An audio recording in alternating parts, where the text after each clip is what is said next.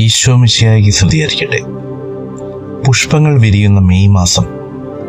കത്തോലിക്ക സഭയിൽ ഈ മാസം പരിശുദ്ധ കന്യാമറിയത്തിനായി സമർപ്പിക്കപ്പെട്ടിരിക്കുകയാണ്.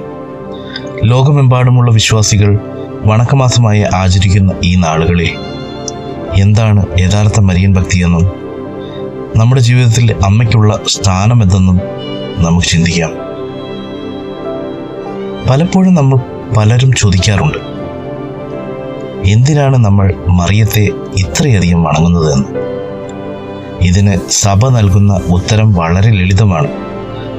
നമ്മൾ മറിയത്തെ സ്നേഹിക്കുന്നത് അവളിലൂടെ ഈശോയെ കൂടുതൽ അറിയാൻ, കൂടുതൽ ആഴത്തിൽ സ്നേഹിക്കാനാണ്. പരിശുദ്ധ അമ്മ ഒരു ദൈവമല്ല, മറിച്ച് ദൈവപുത്രനേക്കുള്ള ഒരു സുരക്ഷിതമായ വഴിയാണ്. കാനായിലെ കല്യാണ വിരുന്നിൽ വെച്ച് അവൻ നിങ്ങളോട് പറയുന്നത് ചെയ്യുവിൻ എന്ന് പറഞ്ഞു. വിരുന്നുകാരെ ഈശോയിലേക്ക് നയിച്ച അതേ അമ്മ ഇന്നും നമ്മെ നയിക്കുന്നത് ക്രിസ്തുവിലേക്കാണ്. മെയ് മാസത്തിൽ നമ്മുടെ ഭവനങ്ങളിൽ മുഴങ്ങിക്കേൾക്കുന്ന ജപമാല പ്രാർത്ഥന വെറും ഒരു ചടങ്ങല്ല. വിശുദ്ധ പാദ്രി പി പറഞ്ഞതുപോലെ സാത്താനെ തോൽപ്പിക്കാനുള്ള ആയുധമാണ് ജപമാല.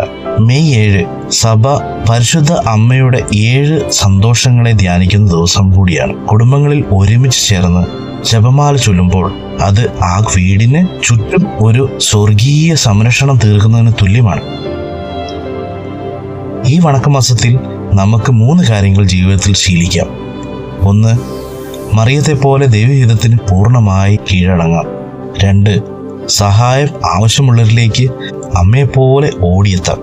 3. മുടങ്ങാത്ത ജപമാല പ്രാർത്ഥനയിലൂടെ നമ്മുടെ ആത്മീയ ജീവിതം ശക്തിപ്പെടുത്താം. അമ്മ കൈവിടില്ല.